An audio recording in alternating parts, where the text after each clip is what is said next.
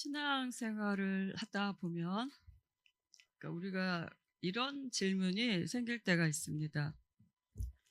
왜 악한 사람들은 잘 되고 하나님을 믿는 사람들은 고난을 당하는가? 왜 거짓된 사람들은 승승장구를 하는 것 같고 하나님의 뜻대로 살려고 발버둥 치는 자들은 오히려 삶의 무게가 더 무거워질까? 그런 질문의 순간들이 우리에게 가끔 찾아옵니다.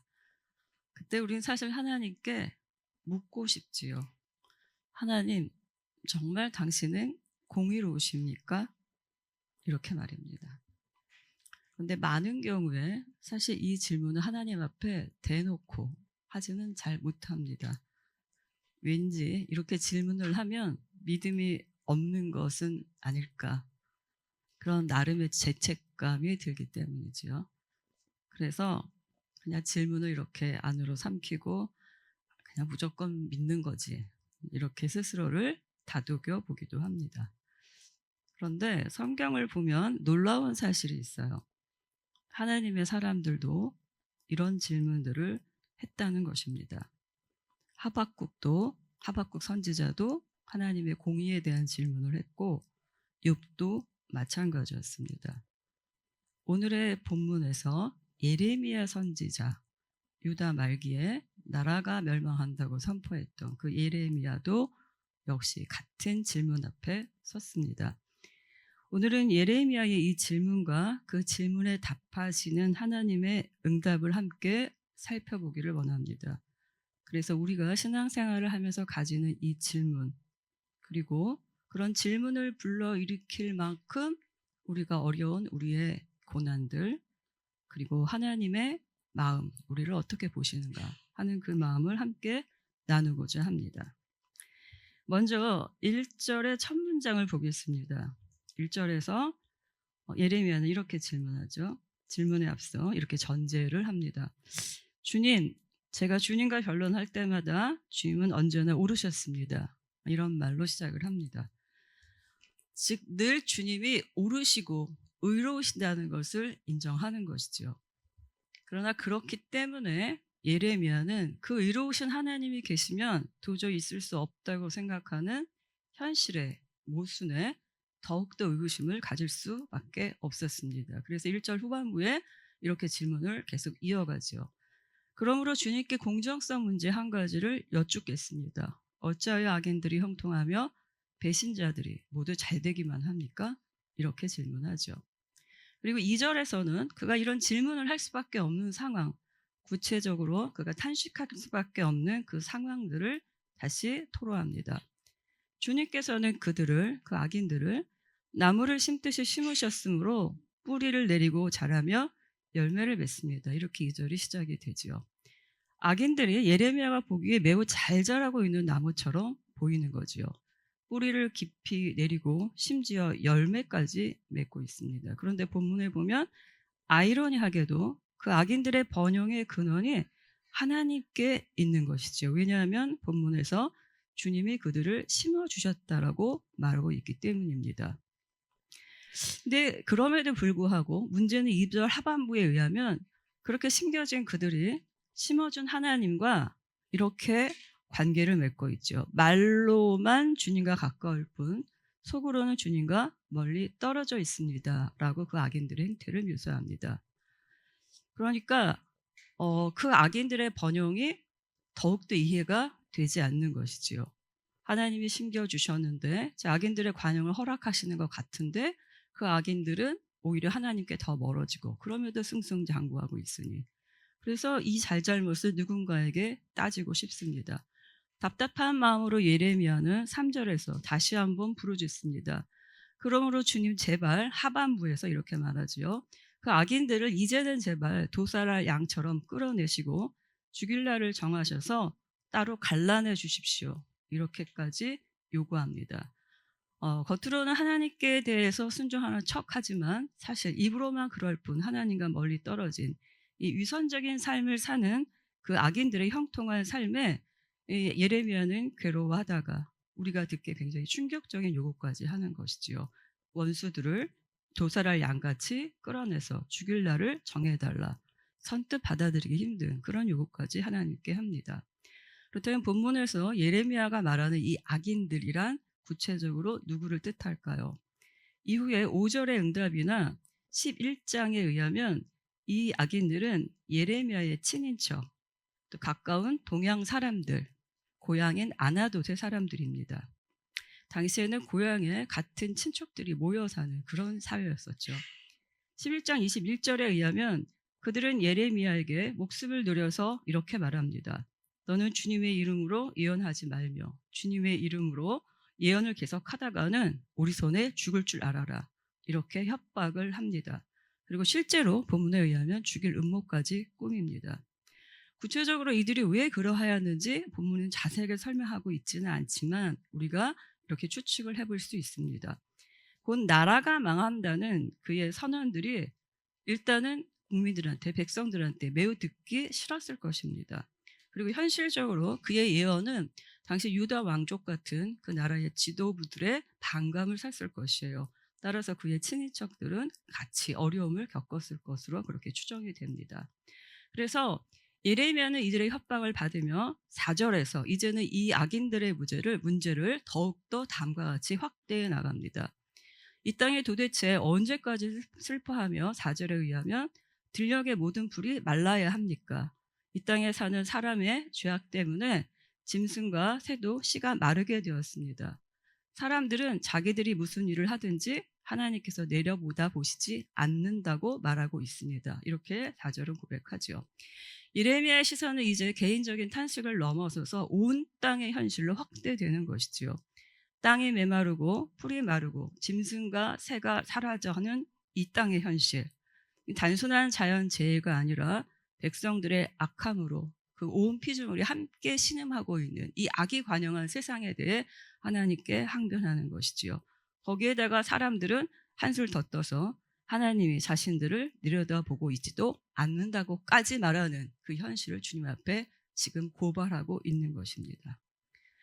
자, 그런데 우리는 여기서 예레미야의 태도를 주목할 필요가 있습니다. 어쩌면 용기라고도 말할 수 있겠지요. 자신을 둘러싸고 벌어지는 이해할 수 없는 현실들, 이 상황들에 대한 의문을 예레미야는 그대로 하나님께 가지고 갔다라는 것입니다. 심지어 자신의 영적인 의문뿐 아니라 자신의 비참한 감정까지도 그대로 하나님 앞에 가지고 나갔습니다. 원수를 갚아달라는 쉽게 받아들이기 힘든 그 요구까지도 주님 앞에 그대로 털어놓았습니다. 앞서 말씀드린 것처럼 많은 신앙인들이 하나님 앞에 의문을 가질 때 그 의문을 입 밖으로 꺼내놓기 힘들어하는 경우가 많습니다. 이런 말을 해도 되는 걸까? 하나님이 노하시지는 않을까? 이렇게 속으로 사귀지요. 그리고 내 원수를 갚아달라라고 말할 수밖에 없는 그 비참한 현실, 그 밑바닥까지 내려간 그 현실에서조차도 어떤 이는 그 현실을 외면하면서 이 감정을 주님께 드리기를, 정직하게 토로하기를 주저하는 경우도 많습니다. 그런데 성경은 그렇게 말하지 않습니다. 가장 솔직한 우리의 탄식도 또 하나님에 대한 의구심까지도 가지고 주님께 나오기를 그렇게 초청하고 있습니다. 예레미야의 이 모습, 무려 선지자죠. 대선지서입니다. 예레미야는.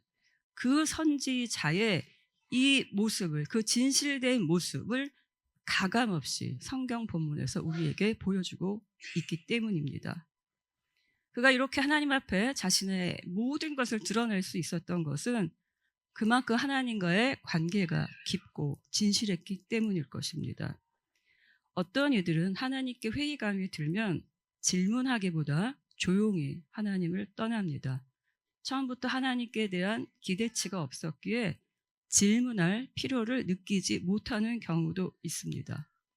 그러나 믿음이란 그렇게 도망치는 것이 아니라 정직하게 질문하고 토로하고 실토하고 몸부림치는 것들입니다. 그래서 3절 상반부에서 예레미야는 해결되지 않는 그 의구심 중에도 여전히 아직 하나님의 응답은 없지요. 그럼에도 불구하고 이런 고백을 할 수 있었습니다. 그러나 주님께서는 저를 아십니다. 주님께서는 저의 속을 들여다보시고 저의 마음이 주님과 함께 있음을 감찰하여 알고 계십니다. 이렇게 고백을 할 수 있는 것이지요. 하나님 앞에 자신의 감정과 고민과 의문과 이 마음을 숨길 수 없다는 것을 알고 있기에 그것은 그것을 간직하고 숨기는 죄를 선택한 것이 아니라 그것을 주님 앞에 내놓을 수 있는 신앙의 용기를 선택한 것이지요. 하나님은 이렇게 우리의 포장된 기도, 아름다운 기도보다는 솔직한 탄식을 더 요구하십니다. 하나님, 저는 이해가 안 돼요. 이 사실을 받아들일 수 없어요. 라는 맹랑해 보이기도 하는 그 나의 밑바닥까지 드러나는 그 정직한 기도가 오히려 하나님과 만나는 더 깊은 문이 되어 우리를 더 하나님 앞으로 차원 높게 이끌고 갈 수 있는 그런 것이 될 수 있다라는 것입니다. 예레미야의 분노와 슬픔, 질문이 이어지자 드디어 하나님은 5절 이하에서 응답을 해 주십니다. 그런데 5절 이하의 응답을 보면 그 대답은 우리의 예상과는 다른 매우 낯선 응답입니다. 5절에 하나님은 이렇게 응답하시죠. 네가 사람과 달리기를 해도 피곤하면 어떻게 말과 달리기를 하겠느냐. 내가 조용한 땅에서만 안전하게 살 수 있다면 요단강의 창이란 물속에서는 어찌하겠느냐. 이렇게 말씀하십니다. 따뜻한 위로를 기대했던 우리의 그 일반적인 상식을 저버리는 말씀처럼 들리지요. 때로 하나님은 우리가 가지고 있는 질문에 속 시원하게 대답을 해주실 때도 있습니다. 하박국의 경우에 세상의 공의, 정의에 대해 질문할 때 하나님은 그가 묻는 것들을 다 대답을 해주셨어요. 마지막에 하박국이 무화과 나무에 잎이 없고 포도나무에 열매가 없어도 하나님으로는 기뻐한다는 고백이 나올 때까지 그 모든 대답을 다 해주셨습니다. 그러나 때로는 나의 질문과 상관없는 답을 하실 때도 있습니다. 욥의 경우 내가 도대체 무슨 잘못을 했냐는 그 처절한 질문에 하나님은 직접적인 답을 주지 않으셨습니다. 단지 창조주로서의 하나님의 현현, 그리고 하나님의 입에서 나오는 창조 서사, 그게 욥에게 주어진 답이었습니다. 지금 예레미야가 하나님의 공의에 대해 질문할 때 이 하나님은 예레미야의 질문에 논리적으로 답변하지 않으셨습니다.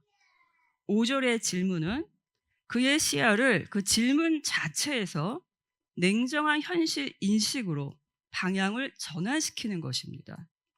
5절은 이런 뜻이죠. 예레미야야, 지금 내가 사람과 달리게 하는 것, 즉 내가 겪고 있는 아나도 고향 사람들, 친인척들의 그 핍박이 힘들다고 하느냐? 그러면 네가 앞으로 말과 경주해야 될 때, 즉 네가 말씀을 전하면서 앞으로 왕과 권력자들 앞에서 겪어야 될 고난은 어떻게 감당하려고 그러느냐? 네가 조용한 땅에서만 안전하게 살 수 있다면 요단강물이 넘치는 곳에서는 어떻게 하겠느냐? 이런 질문, 이런 대답이지요. 그러니까 하나님의 대답은요, 달콤한 위로가 아니라 도전 과제를 주신 것이지요. 이 구절을 통해 우리는 다소 무겁게 하나님의 말씀이 해석이 되고 부담이 될 수도 있지만 사실은요, 가만히 보면 하나님은 차원이 다른 하나님의 사랑을 우리에게 보이고 계심을 알 수가 있습니다. 하나님은 예레미야가 질문하고 있는 그 질문과 그거 당하고 있는 고난 그 자체를 해결해 주신 것, 그 이상의 그 장으로 그를 이끌어 올리시고 있기 때문입니다. 그가 그저 헐떡이면서 사람과 겨우 달리기나 할 수 있는 그런 존재가 아니라 말과 경주할 수 있는 존재로 빚어지기를 원하신다는 것이지요. 조용한 땅에서만 안전하게 살 수 있는 자가 아니라 강물이 넘실거리고 위험한 급류가 있고 창이란 물이라고 표현되는 그 요단강을요, 이제는 유영할 수 있는, 그것을 유유히 헤쳐갈 수 있는 그런 자로 이끌어 가기를 원하신다는 것을 본문은 말해줍니다. 사실 이것은 예레미야를 인정하시는 말씀입니다. 그를 아시고 그를 인정하시기에 이렇게 대답하실 수 있는 것이지요. 그렇다면 그리스도인으로서 내가 때로 겪는 나의 숨을 헐떡이게 하는 나의 달리기들이 있습니다.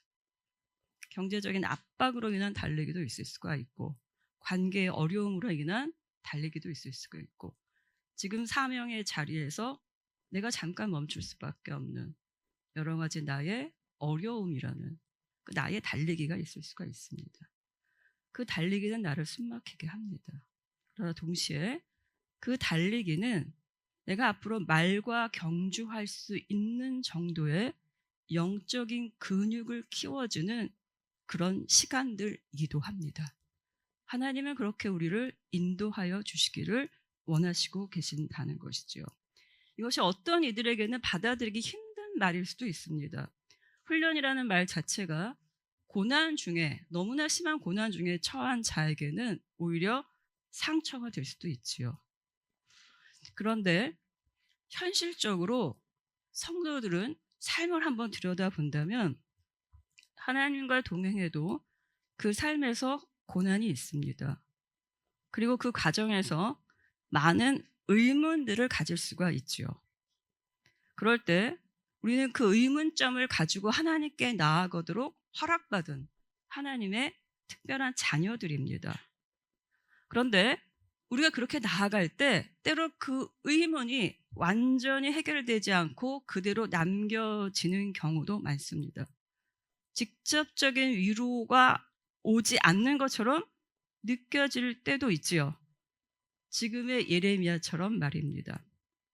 그러나 그렇다고 하여서 우리가 겪는 어려움을 하나님이 모르시는 것은 아닙니다. 본문 5절을 다시 풀어본다면 이런 말씀이죠. 너에게는 세상의 불의와 하나님의 공의와 같은 심각한 질문이 있다.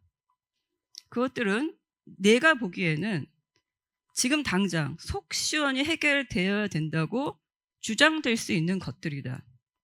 그리고 그건 사실은 그 질문과 주장 그 자체보다 그 뒤에 자리하고 있는 너의 억울함, 고통이 매우 크다는 것을 나는 알고 있다.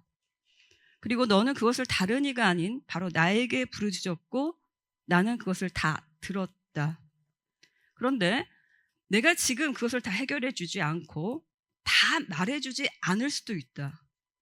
그럼에도 불구하고 이 과정은 내가 너에게 맡길 더 큰 일을 감당할 준비의 시간들이다. 나는 너에게 기대하고 있는 것들이 있기 때문이다. 우리는 이렇게 번역을 할 수가 있습니다. 따라서 나를 하나님께 의문이 들게 하고 회의가 들게 하고 질문으로 이끌었던 나의 고난은 나에 대한 하나님의 포기의 시간들이 아닙니다. 나를 유기하신 시간들도 아니지요. 오히려 나의 영적인 근육을 키워주시는 시간들이기도 합니다. 그렇기 때문에 하나님은 다시 6절에서 예레미야에게 매우 냉정하게 현실을 다음과 같이 직시하게 하십니다. 6절에서 내 형제들과 내 아버지의 집이라도 너를 속이며 크게 외치며 너를 쫓는다. 아까 앞서서 말한 대로 아나돗의 사람들, 가장 가까운 친척들, 형제들과 가족들이 그를 속이고 대적합니다. 아름다운 말로 다가오지만 그 속에는 배신이 숨겨져 있지요. 얼마나 깊은 상처이겠습니까? 그런데 하나님은 예레미야에게 그 아픈 현실을 그대로 보게 하십니다. 그것에 대한 진단을 숨기지 아니하십니다. 가식을 가식에 가득 찬 그들의 존재에 대해서 그저 괜찮다, 괜찮다, 괜찮아 하는 알맹이 없는 위로를 하시는 것이 아니라 그것을 걷어내시고 냉철하게 지금 그에게 벌어지고 있는 삶에서의 일들을 정확하게 똑바로 보라고 얘기하시는 것이지요. 그래서 5절 이하에서 예레미야에게 하나님께서는 실질적으로 그가 처할 행동에 대해서 다음과 같이 주문하십니다. 그들이 내게 좋은 말을 할지라도 너는 그들을 믿지 말아라. 이렇게 말씀하고 계시죠. 사람들이 그를 어떤 식으로 속이는지, 그 마음을 녹이게 하는지 그 경로를 밝혀주시지요. 사실 이것은 하나님의 사랑이 담겨 있는 것이죠. 거짓된 위선의 가면이 드리워졌던 것, 가혹한 현실이 드러나기에 너무나 가슴 아파서 가려뒀던 것을 걷어내 버리고 바로 그 냉정한 현실 앞에서 다른 것들을 바라보지 말고 오직 주님만을 의지하라, 이렇게 이끄시는 말씀이기 때문입니다. 하나님은 때로 이렇게 우리를 사랑과 달려도 피곤한 자, 조용한 땅에서 안전하게만 살고 싶어하는 자가 아니라 달리는 말과도 경주할 수 있는 자, 요단강의 창이란 물속에서도 견딜 수 있는 그 영적인 체력이 있는 강한 자로 성장시키시기를 원하십니다. 그러면 또 우리는 이런 질문을 할 수가 있죠. 그렇다면 하나님은 예레미야에게 사명이라는 이름으로 고난 속에 던져 놓으시고 그는 냉정한 훈련자로서 지켜만 보고 계시는 것일까? 능숙한 조련자이신 건 알겠는데 나의 고통은 그에게 아무 의미가 없는 것일까? 이렇게 질문할 수가 있습니다. 그러나 이 질문에 대해서 하나님은 7절에서 9절까지에 걸쳐 자신의 처참한 심정을 토로하십니다. 앞에서 본 것처럼 6절에서 예레미야는 친척과 이 집안 식구에게서조차 죽일 음모를 협박을 당하는 그런 배신을 당하죠. 그러니까 그가 가장 안전하게 거해야 될 그 나의 집이 사실은 가장 위험한 곳, 가장 불안한 곳이 되었죠. 그런데 본문에 의하면 하나님도 자신의 집에게 배신당한 분이셨습니다. 예레미야처럼. 7절과 9절은 다음과 같이 말합니다. 7절에서 하나님이 말씀하시죠. 나는 내 집을 버렸다. 내 소유로 택한 내 백성을 포기하였다. 내가 진정으로 사랑한 백성을 바로 그들의 원수들에게 넘겨주었다. 9절을 계속 보면 내 소유로 택한 내 백성은 사나운 매들에게 둘러싸인 새와 같다. 모든 들짐승아 어서 모여라. 몰려와서 이 새를 뜯어먹어라. 서슬퍼런 심판의 대목인 것 같지만 7절에서 하나님이 이스라엘을 부르신 그 표현에 주목하시기 바랍니다. 하나님은 이스라엘을 심판의 자리에 내어주셨긴 하지만 여전히 내 집, 내 소유로 택한 내 백성, 내가 진정으로 사랑한 백성이라고 부르셨기 때문이지요. 예레미야를 죽이려고 위협하는 그 예레미야의 집을 예레미야가 포기할 수밖에 없었듯이 그럼에도 불구하고 하나님이 자신의 집, 그렇게 사랑하던 자신의 집을 포기할 수밖에 없는 이유가 8절에서도 계속 이어집니다. 바로 하나님이 자신의 집에서 예레미야처럼 배신당하셨기 때문이지요. 8절은 다음과 같이 말합니다. 내 소유로 택한 내 백성, 내가 그렇게 사랑하는 내 백성이 내게 반항하였다. 마치 숲속의 사자처럼 내게 으르렁거리며 덤벼들었다라고 말합니다. 이 행간 뒤에는요, 배신당한 하나님의 아픔이 있습니다. 자신의 집, 친척, 집안 식구들에게 배신당한 예레미야의 아픔이 사실 하나님의 아픔이기도 했습니다. 왜냐하면 예레미야에게 악인으로 불렸던 아나돗 제사장, 그 동양 마을 사람들인 이스라엘 사람들이고 하나님이 그렇게 사랑하는 이스라엘 백성이 한 공동체의 일부였지요. 하나님은 더 큰 이스라엘 공동체를 사랑하셨지만 그들로부터 버림받고 배신당하는 아픔을 사실 예레미야보다 더 크게, 더 많이 겪으셨던 것입니다. 예레미야의 탄식 이전에 하나님의 탄식이 있었고 예레미야의 고통 이전에 하나님의 더 큰 고통이 있었다는 것이지요. 그럼에도 불구하고 하나님은 본문에 보면 결국에는요, 이렇게 심판을 말씀하시지만 12장 하반부인 14절 이하에서 자신을 배신한 그 백성을 여전히 구원하시겠다고 또 한 번 약속하십니다. 그리고 그 구원에 우리가 함께 누립니다. 왜냐하면 그렇게 반항하는 그 백성, 자신을 버리고 배신한 그 상처를 준 그 백성을 구원하시기 위해서 예수 그리스도를 십자가라는 그 요단강에 넘실거리는 물속에 내어주셨기 때문이지요. 우리는 하나님의 자녀로서 내 삶의 부조리와 모순, 그리고 이해할 수 없는 불의에 대해 하나님은 왜 침묵하시는가? 라는 의문을 가지고 하나님께 나아갈 수 있습니다.